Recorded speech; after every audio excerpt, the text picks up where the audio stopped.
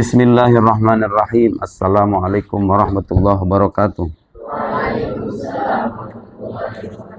Alhamdulillah wassalatu wassalam ala Rasulillah wa ala alihi wa sahbihi wa man wala wattaba'a hudah wa ba'd.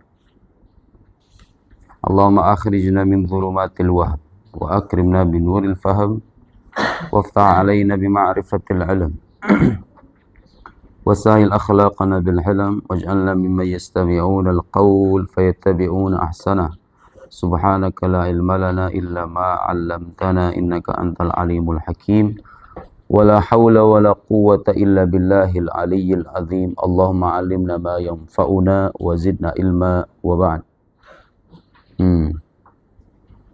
Halaman 15 ya, di kitab saya halaman 15, kitab Nasaihul Ibad, halaman 15. Nasihat-nasihat untuk para hamba. Nasaihul ibad artinya nasihat untuk para hamba.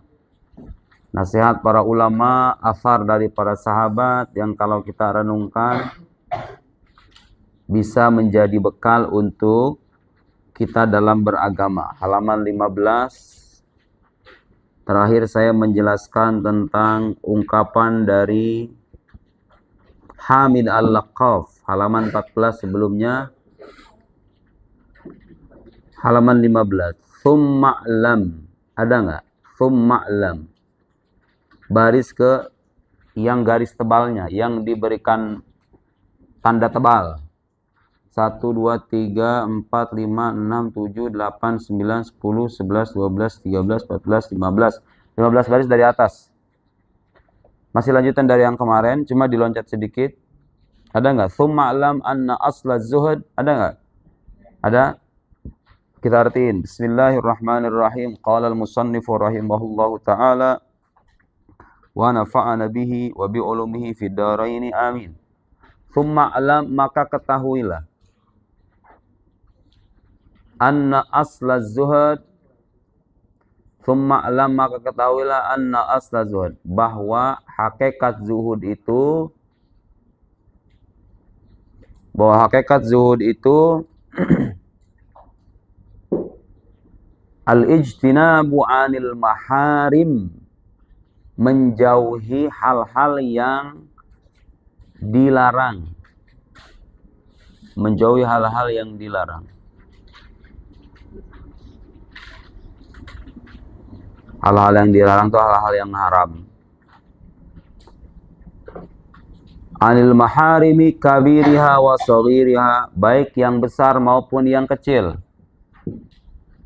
Baik yang besar maupun yang kecil.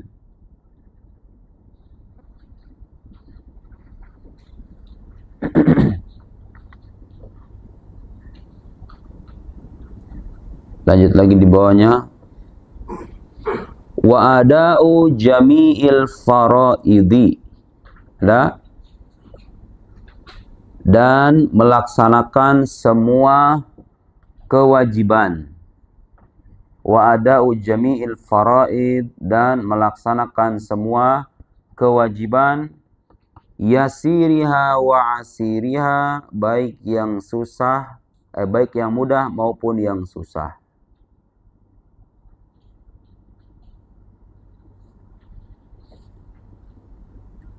Baik yasir artinya mudah.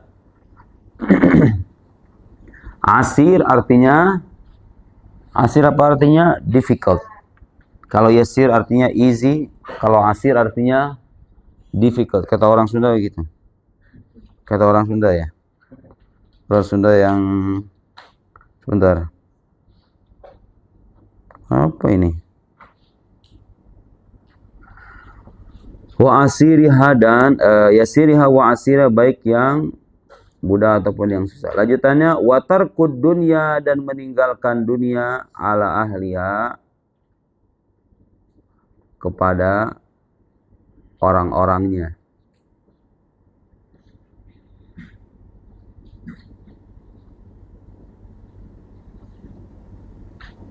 Qaliliha wa kathiriha, baik yang sedikit maupun banyak.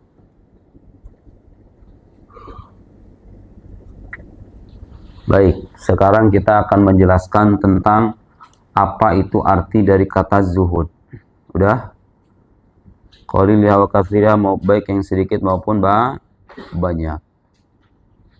Perhatikan semuanya, lihat ke depan.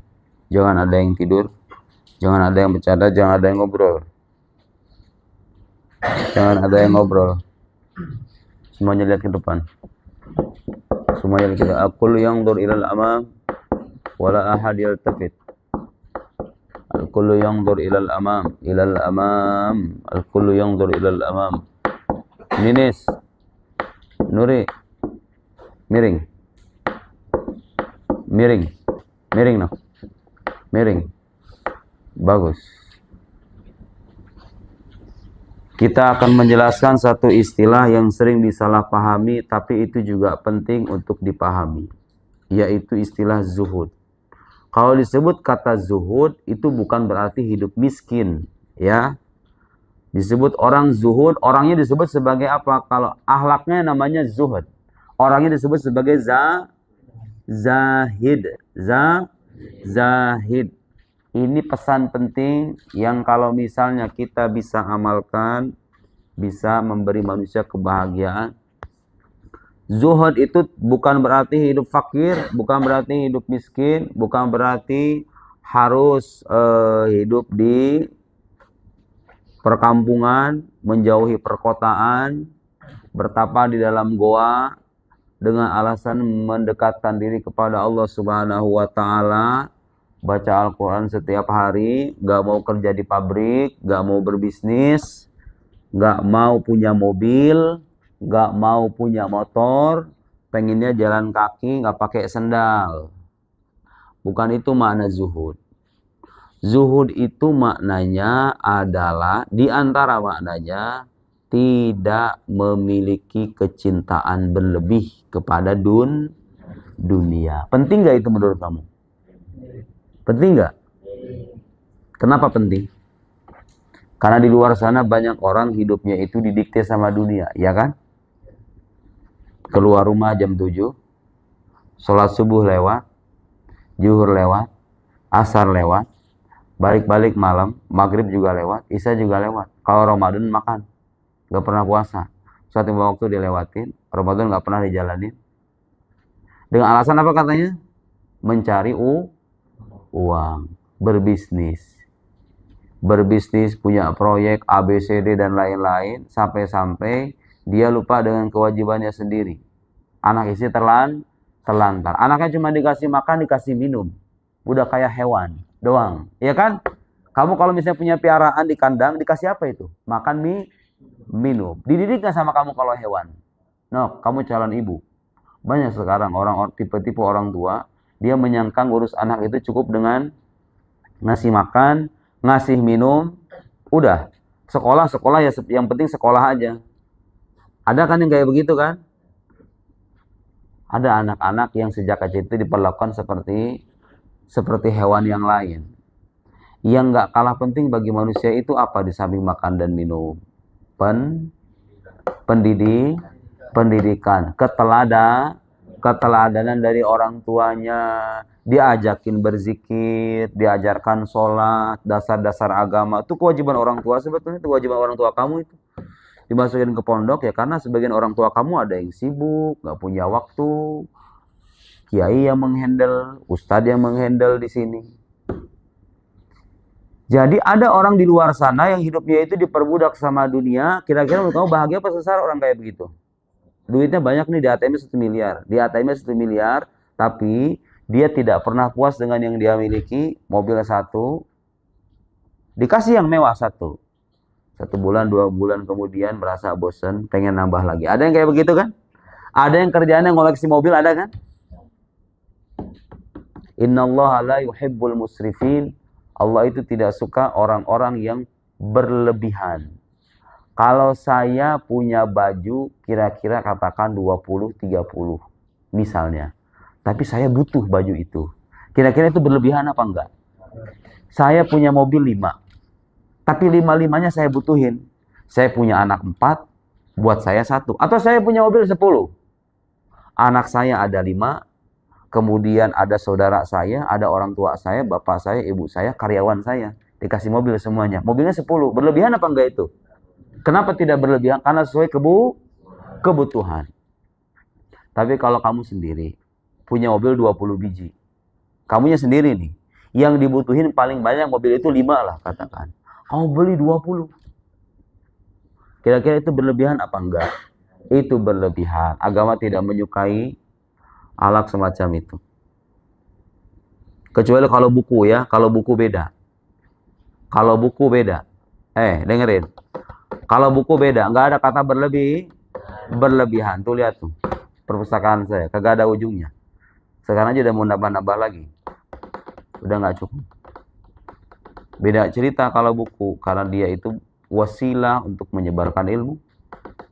Tapi kalau aksesoris emas, tergantung emas juga. Kalau misalnya buat nabung, boleh apa enggak? Boleh. Berlebihan apa enggak? Yang berlebihan enggak apa? Pakai gelang segini nih. Kayak emak-emak zaman dulu itu. Kalau misalnya pamer. Terus pengajian digini-giniin kan. Sengaja bikin gelang baju, lengan baju yang agak sedikit ke sini nih. Biar ini kelihatan gini.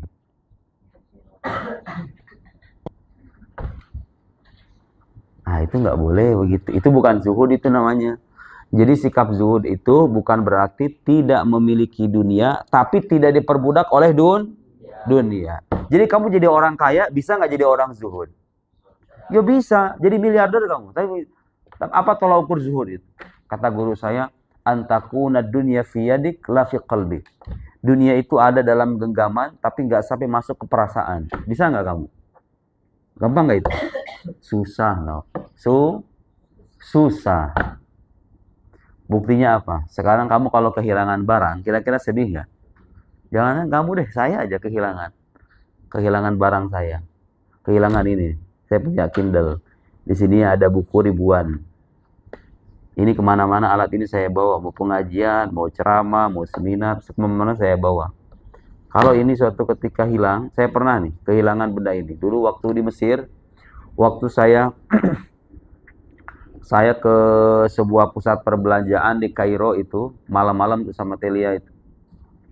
Balik dari sana, saya bawa ini kan buat belanja buat alat dapur, buat masak di dapur. Belanja beras lah, inilah, itulah. Habis itu karena perjalanannya agak jauh, saya naik taksi, kemudian ininya tuh ketinggalan di di teras tembok samping jalan raya gitu. Taruh ini. Ya Allah ya Karim, itu sepanjang jalan yang di otak saya itu cuma ini aja. Karena merasa ini buku isinya itu ribuan, begitu ini alat harganya lumayan, bagi ukuran mahasiswa kan lumayan. Ya kan, nggak bisa tenang, gelisah, sholawat aja terus sepanjang jalan. Nah itu tanda bahwa kita itu belum memiliki akhlak zuhud itu. Tapi ada orang-orang di luar sana kalau misalnya duitnya hilang atau barang kesayangannya hilang, bagi dia itu biasa aja. Bahkan ada kata guru saya itu, kalau orang sudah sampai pada level itu, dia itu melihat emas dengan melihat tanah itu sama. Yastawi indahu dzahab wat turab. Jadi kamu kalau misalnya ngeliat emas dengan tanah sama, beda pandangan kamu. Oh, jangankan emas dah, duit 1 miliar ditaruh di truk sama tanah satu ton ditaruh di truk. Kira-kira pandangan kamu sama apa beda? Sama apa beda? Beda. Jadi ini akhlak yang hanya dimiliki oleh orang-orang khusus. Tapi kalau orang sudah memiliki dan merasakan itu, dia akan mendapatkan kebahagiaan yang sejati. Karena dia tidak diperbudak oleh dunia. Nah sekarang, di sini ada penjelasan yang lebih detail. Zuhud itu katanya, tadi apa? Lihat. Al-ijtinab anil maharim. Menghindari hal-hal yang dilarang. Jadi nggak mungkin ada cerita orang zuhud tapi kagak sholat. Dengan alasan apa katanya? Dengan alasan sholat itu yang penting cukup doa aja. Ada kan orang kayak gitu kan ngomongnya kan? Sholat mah yang penting doa aja katanya. Kan sholat itu maknanya doa. Ya secara kebahasan maknanya doa. Tapi secara agama sholat bukan cuma doa. Aqwal wa af'al muftatahatun bit takbir, muftatamatun bit taslim, bisyara itu maksusoh. Pekerjaan, perbuatan diawali dengan takbir, diakhiri dengan salam dengan syarat-syarat tertentu. Itu namanya sholat. Jadi kalau ada orang, bahasa kerennya zuhud itu asketis. Ya. Nanti dikit-dikit pahamlah bahasa-bahasa begituan ya. Asketis. Asketis itu artinya sikap zuhud. Zuhud itu sekali lagi artinya bukan hidup miskin, bukan berpenampilan lusuh, bukan menjauhi perkotaan. Kamu misalnya bertapa dalam goa dengan alasan mendekatkan diri kepada Allah, bukan. Tapi zuhud itu belajar menyingsingkan kecintaan berlebih terhadap dunia. Kamu sebagai anak remaja bisa nggak bersikap zuhud sama pacar kamu? Bisa nggak? Sebagai anak remaja bersikap zuhud sama pacar bisa nggak? Artinya apa? Kalau orang zuhud dalam anak remaja yang zuhud itu begini. Dia suka sama perempuan, yang perempuan suka sama laki. Tiba-tiba di kemudian hari dia mulai bosan sama kamu. Terus tiba-tiba berpaling ke lain muka. Ditikung sama orang. Perasaan kamu kira-kira sakit apa enggak? Sakit apa enggak? Jawab, sakit apa enggak? Tergantung. Bagi orang yang sudah memiliki atau tidak memiliki ketergantungan duniawi, dan emang rasanya nggak ada anak muda kayak begitu ya. Di mana-mana anak muda kalau misalnya kekasihnya diambil itu pasti sedih, ya kan Jal? Iya nggak? Benar nggak? Ngalamin nggak kamu? Bayu, suka perempuan kamu nggak? Hah? Suka perempuan? Kebayang nggak sama kamu? Kalau begitu tuh, diambil sama orang, pasti merasa sedih kan? Itu manusiawi. Tapi ada orang-orang, andai kata sosok yang dikasihnya diambil sama Gusti Allah, dia bersedih dengan kesedihan yang normal. Kalau anak muda sekarang kan nggak begitu. Galau itu kan bisa berbulan-bulan, ya nggak? Iya kan? Itu kira-kira kamu sengsara atau bahagia kalau ada perasaan kayak gitu? Sengsara atau bahagia? Sengsara. Tapi ada orang-orang, ketika orang dikasihnya itu diambil, mau itu wafat, mau itu diambil orang, dia bersedih dengan kesedihan yang normal tanpa kesedihan yang berlebih. Itu tanda dia sudah mulai tertanam dalam dirinya akhlak zuhud. Tidak tunduk atau tidak diperbudak oleh dunia. Dunia itu bentuknya banyak. Kalau bagi laki-laki apa? Perempuan, harta, tahta, wanita. Ya kan? Kalau bagi kamu harta, tahta, pria. Iya enggak? Iya enggak, Nok? Kalau orang kerjanya nyari harta, nyari tahta, nggak bosan berhubungan dengan pria, itu tanda orang yang udah pasti sengsara. Kerjaannya nyari harta, nyari tahta, nggak pernah puas tuh dengan 3 hal tadi. Dapat suami 1, udah dikasih yang baik, yang soleh. Cuman kalau kegantengan kurang gitu kira-kira lah. Nyari yang pengen yang lebih ganteng. Kamu juga sama, laki-laki sekarang kayak gitu kan. Punya istri baik, soleha, menunaikan kewajiban, tapi nggak pernah puas. Pada akhirnya apa? Pada akhirnya orang akan merasa sengsara. Karena itu perlu belajar. Kita nggak bisa seperti mereka-mereka itu. Seperti Nabi Muhammad SAW, uridu alayya batha Makkah antuj'ala liya dhahaban. Kata beliau dalam sebuah riwayat, suatu ketika Allah itu menawarkan kepadaku batha Makkah. Batha itu lembah-lembah atau aliran sungai ya di Makkah supaya jadi emas. Nabi Muhammad bilang Allah menawari dirinya itu lembah-lembah di kota Makkah itu supaya menjadi emas. Tahu nggak jawabannya apa? La ya Rabb, tidak ya Allah. Bal aju'u yauman wa ashba'u yauman. Aku memilih lapar 1 hari, memilih kenyang 1 hari.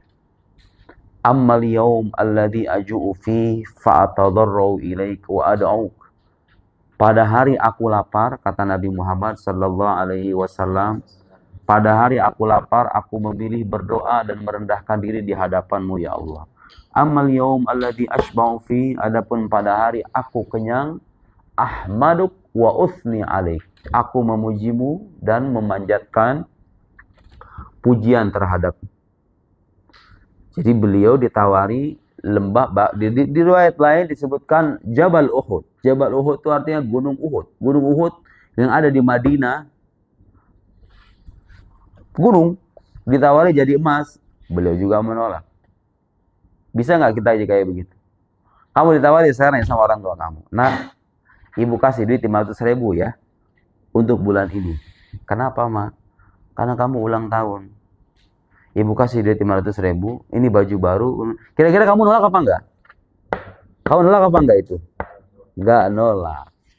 Ada orang-orang di luar sana yang kalau dikasih dunia, dia enggak mau. Karena hatinya sudah benar-benar bersih, keimanannya sudah benar-benar jernih, mendekatkan diri kepada Allah Subhanahu wa Ta'ala. Jadi dunia itu terasa tidak bernilai gitu. Kita nggak bisa seperti mereka tuh, tapi minimal harus belajar supaya apa? Supaya kita tidak sengsara dan tidak diperbudak oleh dunia. Al-ijtinab anil maharim. Jadi yang pertama, tolak ukur zuhud itu apa? Meninggalkan hal-hal yang haram. Jadi gak mungkin orang zuhud kemudian pacaran. Gak mungkin, mustahil. Meninggalkan yang haram, baik yang besar maupun yang kecil. Dosa itu ada dua macam dalam agama Islam. Ada dosa besar, ada dosa kecil. Dosa besar itu apa aja? Dosa yang mendapatkan ancaman keras dalam Al-Quran itu dosa besar. Seperti apa misalnya? Musyrik. Innallaha la yaghfiru ayyushraka bihi wa yaghfiru ma duna dzalika liman yasha. Tegas tuh, Allah tidak mengampuni dosa kemusyrikan. Dosa syirik itu yang paling atas, dosa yang paling rankingnya paling atas, dosa besar itu dosa musyrik. Kamu menyekutukan Allah Subhanahu wa Ta'ala, menyembah adanya Tuhan selain Allah, seperti keyakinan orang-orang jahiliyah. Satu, musyrik. Di antara apa dosa lainnya apa? Yang dosa besar itu uququl walidain, durhaka kepada orang tua. Ingat ya, durhaka sama orang tua itu dosa kecil apa dosa besar? Kecil apa besar? Jadi kalau kamu ngomong sama ibu kamu, yang bikin ibu kamu sakit hati, padahal kamu bisa menghindari itu, hati-hati itu. Kamu lihat ya orang di luar sana, rata-rata orang yang berhasil dalam hidupnya, itu rata-rata punya hubungan baik dengan orang tuanya. Orang muslim ataupun non-muslim, rata-rata begitu. Jadi bakti sama orang tua itu, kamu sadar atau enggak, itu rahasia kebahagiaan dan kesuksesan hidup kamu. Kalau nggak percaya, buktiin aja. Saya dulu sering kan ngasih ngomong kayak begitu kan. Wa qadara rabbuka alla ta'budu illa iyyah wa bil walidaini ihsana. Bayangkan Allah menyandingkan perintah menyembahnya dengan berbuat baik kepada orang tua. Kebayang nggak itu kemuliaannya? Kayak berarti ada rahasia besar di balik itu. Kalau pengen berhasil, pengen sukses, caranya bagaimana? Caranya bagaimana? Caranya bagaimana? Punya bapak, punya ibu, kamu niatkan kalau kamu kuliah, niatnya membahagiakan orang tua supaya tercatat sebagai anak yang berbakti kepada orang tuanya. Gak usah kuliah ya nak, nikah aja. Oh ya bu, aku juga pengen nikah. Nikah tapi diniatkan supaya apa? Membahagiakan orang tua. Kalau harus terpaksa menikah, tapi kalau saya bisa negosiasi, jangan dulu. Ya, selesai mondok, mana si Paul? Tuh, nggak ada orang. Mana Paul? Masa? Ya, yang kelas 6, Eno, Salwa. Jangan kawin nanti. Jodoh itu masih ingat seperti apa yang saya bilang, jodoh itu seperti kematian. Waktunya datang, dia pasti akan kalau dia belum saatnya datang, kamu kejar sampai ujung utara sekalipun gak bakal datang. Itulah jodoh. Kalau sudah, bagaimana caranya supaya saya dapatkan jodoh yang baik, kemudian saya gak menganggur, gak jadi perawan tua. Caranya gimana? Bukan pacaran kesana sini, no. Bukan cari pasangan kesana kemari, bukan. Caranya gimana? Kamu perbaiki diri kamu sendiri. Ada yang kurang dari diri kamu, kamu tambal. Biasanya sholat bolong-bolong, misalnya, nauzubillah ya, mulai belajar sholat, bertobat. Wah, aku punya akhlaknya kurang baik ya, cara ngomong aku tuh merasa bikin orang sakit hati. Koreksi itu. Perbaiki diri sebaik mungkin, lama-kelamaan, kemudian kamu persiapkan mental. Menunjukkan sama Gusti Allah kalau kamu udah siap menikah. Nanti pada saatnya ketika kamu udah mulai membaik, ibadah kamu tunaikan, kemudian mental kamu udah siap, Allah ngelihat, oh ini hambaku sudah layak mendapatkan jodoh, akan dikirimkan jodoh yang baik. Jodoh itu cerminan dari diri kita. Kalau kamu pengen cermin yang kusam apa yang bening? Kalau pengen yang bening gimana caranya? Menurut kamu gimana caranya? Kamu cermin begini nih. Habis main bola, dekil, burik. Dekil, burik, apa lagi itu?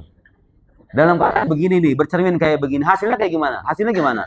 Kalau bobolokot begitu hasilnya gimana? Kira-kira yang terpantul di cermin itu bening apa burik? Burik. Gara-gara apa itu? Gara-gara apa itu bisa burik begitu? Ya karena wajahnya juga burik. Wajahnya burik, jangan berharap seperti berlian.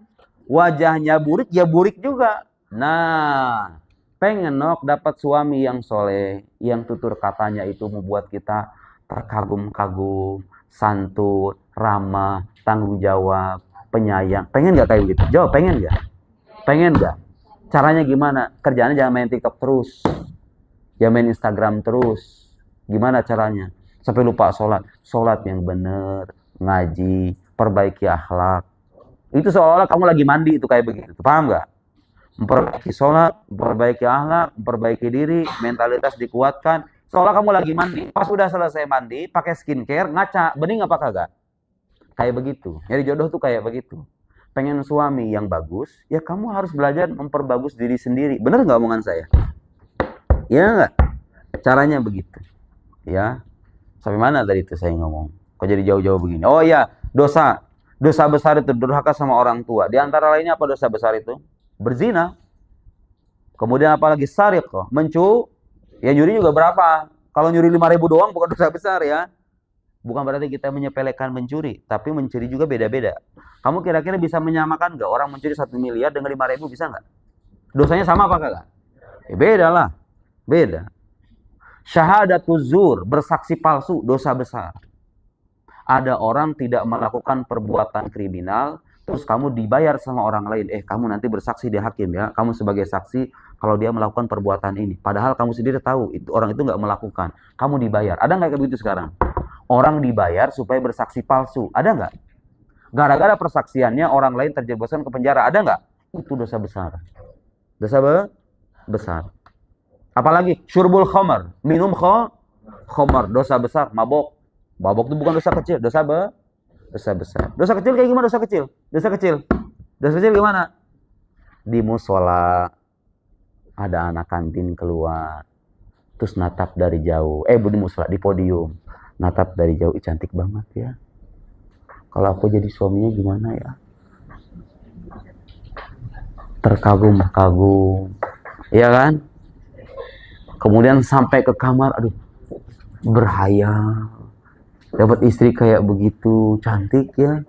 Anggun lagi orangnya. Siapa itu orang kantin itu? Kayak begitu siapa itu?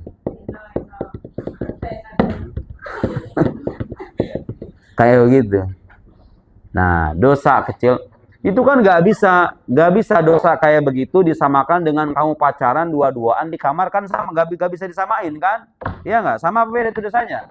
Beda. Ingat, kalau dosa kecil itu akan terhapus seiring dengan amal kebaikan yang kita lakukan.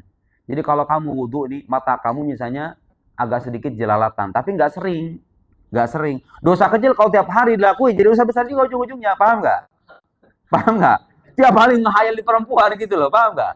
Ya kalau menghayal sekali, 2 kali, nggak sengaja gitu lagi hilaf, itu kalau misalnya kita berwudu, kemudian dibasuh, basuhan terakhir itu seiring dengan jatuhnya tetesan terakhir, dosa kita juga berguguran. Kalau dosanya dosa kecil. Ngambil duit 1.000 misalnya, 1.000. Teman kamu juga kalau ketahuan kayaknya bodoh amat gitu kan? Itu contoh dosa kecil. Paham ya? Kalau dosa besar nggak bisa begitu, nggak bisa terhapus dengan amal, nggak bisa terhapus dengan wudhu doang. Harus bagaimana? Sholat 2 rakaat, tobat di hadapan Allah, baca istighfar yang banyak, menyesali yang sudah terjadi, bertekad tidak mengulangi di masa depan, ditambal dengan amal kebaikan.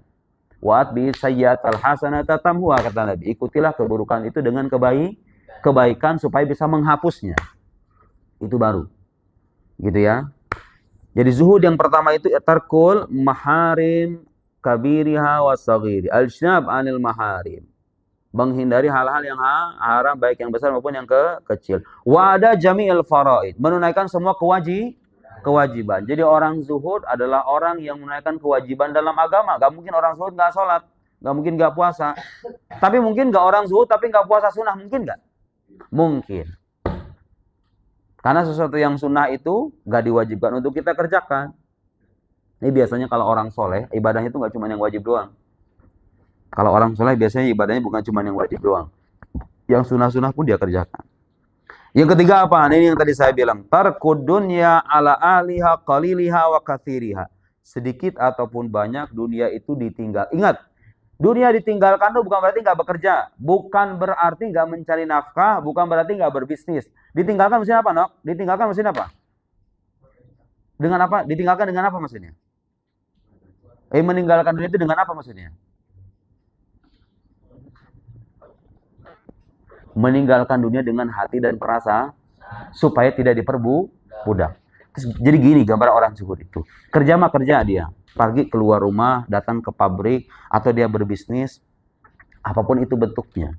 Dia kemudian mengatur keuntungan, mengatur pengeluaran, kemudian pemasukan, di-manage. Itu nggak jadi masalah. Yang membedakan orang zuhud dengan enggak itu apa? Yang satu sama-sama bekerja nih, sama-sama mencari dunia. Yang satu diperbudak oleh dunia, sehingga dia lupa dengan kewajibannya, lupa dengan dirinya sendiri, lupa dengan hak badannya, anak istrinya ditelantarkan gara-gara alasan mencari duit. Sementara yang satu tidak diperbudak oleh dunia. Itulah yang dimaksud dengan zuhud. Paham nggak? Kamu sadar nggak pentingnya beginian tuh apa? Pentingnya akhlak begitu buat apa? Supaya apa? Supaya apa? Supaya apa kita belajar menanamkan sikap zuhud itu supaya apa? Supaya tidak sengsara, supaya tidak diperbudak oleh karena banyak orang di luar sana nggak merasakan nikmatnya hidup gara-gara apa? Gara-gara dikuasai oleh dunianya, dikuasai oleh pekerjaannya, oleh bisnisnya, oleh duitnya, oleh ATM-nya. Paham? Ada yang begitu? Ada? Ada. Tidur sampai 2 jam. Sehari semalam. Bukan buat ibadah tapi buat ngatur duit. Buat ngatur bisnis. Yang bercabang-cabang. Gak puas dengan satu bisnis. Bikin bisnis yang lain. Bikin bisnis yang lain. Sampai kagak ada ujungnya. Ingat. Berbisnis, berdagang, bekerja. Salah apa enggak itu? Salah apa enggak kalau kita berbisnis mencari uang itu salah apa enggak? Enggak salah, bahkan itu wajib. Kalau kita menjadi suami, punya kewajiban mencari nafkah, wajib. Yang diwaspadai adalah supaya apa yang kita lakukan itu tidak sampai memperbudak diri kita sendiri. Kita lanjutkan nanti insyaallah. Wallahu a'lam bishawab. Subhanakallahumma wa bihamdik asyhadu an la ilaha illa anta nastaghfiruka wa natubu ilaik. Sallallahu ala sayyidina Muhammad wa ala alihi washabihi wasallam. Wassalamualaikum warahmatullahi wabarakatuh.